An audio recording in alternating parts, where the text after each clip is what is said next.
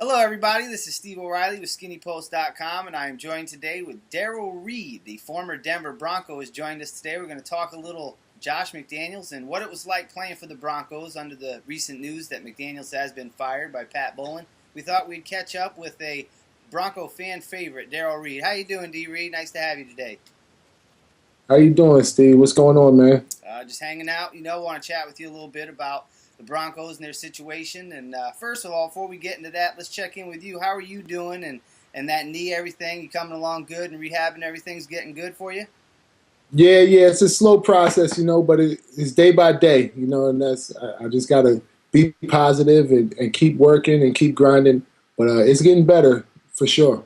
You going to be back into football moves and doing football kind of drills soon? I mean, how's that looking for you? You just strengthening right now. Where are you at in the process? I mean, it's looking good. Hopefully, I'll be ready if we have a season next year. That I'll be ready to go. Um, so it's looking great. So let's jump right in and talk about the news. I mean, I think everybody in Denver was a little surprised to see that it happened mid-season. Pat Bowlen kind of waffling a little bit about whether or not he was going to lay McDaniels off. You had the opportunity. McDaniels you were one of the guys that he brought in, and you're also one of the guys that he let go. Your situation was a little different, though. We kind of realized it was a business decision. You were a little bit banged up with the knee. You weren't ready to help him right away this season, and he needed to win some games and get some fan support. So, business decision. I don't think it was anything personal. I think you know that. But what are your thoughts initially when you heard the news that McDaniels was let go? I mean, I was surprised. Surprised that it happened in the middle of the season, but at the same time, with the controversy surrounding him in Denver and the controversial things that happened over in London, it almost wasn't a surprise that. And with that record, and I think that hurt him, and injuries definitely hurt him. And some of the guys that he was counting on to be there for him, Elvis Dumervil, who's been out the whole season, no Sean Marino, who wasn't healthy most of the season, that's been coming on lately. But guys that he was counting on, that he really mapped the game plan out for this past offseason and really put in packages for those guys. Those guys really weren't around like he wanted to use them. Yeah. What about McDaniels personally, though? I mean, you personally had a relationship with him, obviously.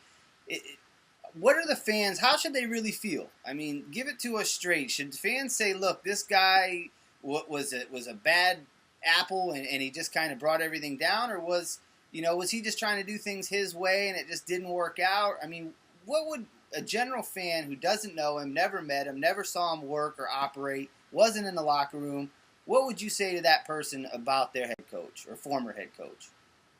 Number one, I'd say he's a good coach, and he's obviously an offensive genius. You see what he's done in New England as well as what he's done in Denver with a guy like Kyle Orton, who's having a career year, a guy like Brandon Lloyd, who's having another career year. He had some good years in his earlier in his career, but he's having another career year, and just how No Sean Marino has been used the past 2 weeks, and his 100-yard games, and how you see it's kind of coming together for them, and it's just unfortunate he didn't have enough time, and unfortunately out in Denver they aren't average fans, and they're used to winning, and he had to follow a guy like Mike Shanahan, who strung together a couple Super Bowls and had some great teams. So it's tough to follow in those footsteps.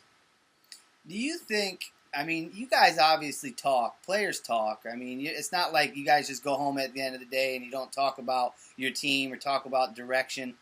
Did you guys ever talk, or did you ever feel personally that maybe there was just too much change too fast, that instead of making it a process of going from a certain scheme, let's say the running scheme, for example, or the whole offense or the whole defense moving to a 3-4, everything kind of happened all at once? I mean, he changed the running scheme, the defense, player personnel. Do you think that was a factor in the way that they performed, that it was just too much change too fast? Well, I mean, if that was the case, you look at last season when those initial changes went into place, and we came out and went 6-0 as a team. So I can't say that plays a factor. That the actual schematic changes, hurt the team. I'm not sure, this season what happened because I'm not in Denver anymore, and so I'm not sure the things that they went through this season or the problems they were having this season. I know they have a new defensive coordinator. And last year, when we did win those 6 games in a row, our defense kind of, carried the team, and we were kind of waiting for the offense to pick up. And it seems like this year the offense picked up a little more, and the defense kind of fell behind a little bit. But that's going to happen when you lose a guy like Elvis Dumerville. Yeah. Let's talk a little bit about your past. We had someone that sent us a tweet and wanted to know a little bit about the differences between a guy like a Tony Dungy and a guy like a Josh McDaniels. What can you specifically point to? I mean, Dungy's obviously, he's great. He's greatness. And McDaniels may be a great coach, but you can't compare him, in my opinion, to a Tony Dungy type head coach. But you've had the privilege to play for both. What is it like? What are the differences? How would you explain it? I mean, they have some similarities. They, obviously Tony Dungy is a great coach. And I would say the biggest difference is how they approach how they approach their play, just their mannerism. Where Josh McDaniels is more of a fiery guy, and where Coach Dungy is more mild mannered. I think that's the biggest difference between them. Philosophically, there's obviously some big differences between the two. Especially defensively, I would say, where Tony Dungy's a Tampa 2 guy, and Josh McDaniels is a 3-4 guy coming from New England. So defensively, there's some differences. They both like to get the ball down the field. They both like the passing game. I feel like Coach Dungy was maybe more of a balanced coach, and where Josh McDaniels liked to pass the ball a little more, and I think Coach Dungy, when he had years in Tampa, they ran the ball more. And I guess when they got to Indianapolis, where they had a great quarterback like Peyton Manning, they obviously passed more. But I think he balanced the game a little more. And where Josh McDaniels, he really wanted to get the ball down the field by passing it. All right, I'm going to put you a little bit on the hot seat right now. I want to ask just straight up, you got guys that you used to play with in Denver, like Champ Bailey. Brian Dawkins, guys that are getting long in their careers now, and they may have felt, and I know you can't answer for them and I can't answer for them, but they may have felt that Denver was a move in their career that would win them a championship. And I remember when Dawkins came over, he was talking about how he was part of a process where he was going to be in line to win a ring. And it looks like now that Denver is far from that goal. Do you think that these guys think about that? I know it's hard for you to answer for somebody else, but somebody, as a fan of the Broncos, and they're looking at a Brian Dawkins or a Champ Bailey who's coming into a contract situation, are these guys maybe looking and saying, hey, I want to go play for Pittsburgh or New England or somewhere where I can compete for a ring because this team isn't going to do it? I mean, that's obviously got to play a factor, as you get up in age and, you see your career. Even though Champ Bailey's having another great year, and he seems like he's not getting any older. But it's got to play a factor, when you're getting up there in age and you see your career kind of winding down, or you can see the light at the end of the tunnel. That's got to play a factor, especially when you don't have a ring.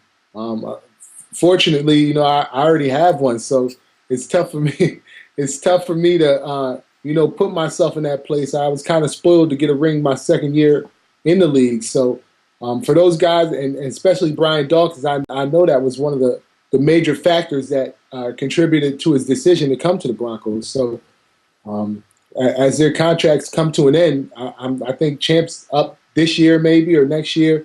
I'm sure that's going to play a factor. Yeah. All right, final question for you.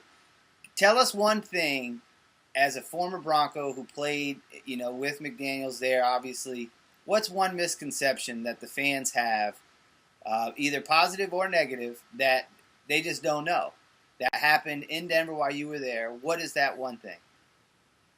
One misconception. Yes. It's It's tough to say. If I feel like if I was in Denver right now, I'm not in Denver, and I really don't know what's going on or what's being said so much about Josh McDaniels. Um, so it's hard for me to know what the misconceptions are right now about him. So I can just speak off of what I hear, and I haven't really heard much about what except what I've seen on TV, and most of that is just schematic stuff, and the whole Spygate thing in London, and the controversy surrounding that. Um, and I'm not a coach, so I wasn't in the meetings with the coaches. As far as the players go, I think most of the players who played for him got along with him very well, and some prospered. Some did very well in the system. Even a guy like Brandon Marshall, who left this year and got paid down in Miami. Even he had a great year his last year in Denver as far as his numbers go. But so I don't think Josh McDaniels is such a bad guy or such a bad coach as his record shows and as he's been painted lately. All right, well, there you have it. Can't get any better than straight from the horse's mouth. Darrell Reid, thank you so much for taking the time to talk a little Josh McDaniels, a little Denver Broncos. We want to wish you the best of luck in your future. We know you'll be back on that field, running through people on special teams and getting after that quarterback again very soon. We wish you all the best of luck, and thanks for taking the time to come and talk to us. No doubt, appreciate you having me. Maybe I come down there in Florida, visit you a little bit. Maybe we go golfing. Sounds good. I'd be more than happy to take your money. I'm gonna have B Marsh put up the money for me, man. Hey, that's I think fine. I'll take both your money. I think I got a better golf game than him anyway. That's not going to be hard to do. Anyway, I'm Steve O'Reilly, and that's Darrell Reid, and this is SkinnyPost.com. We're giving you the skinny 24/7.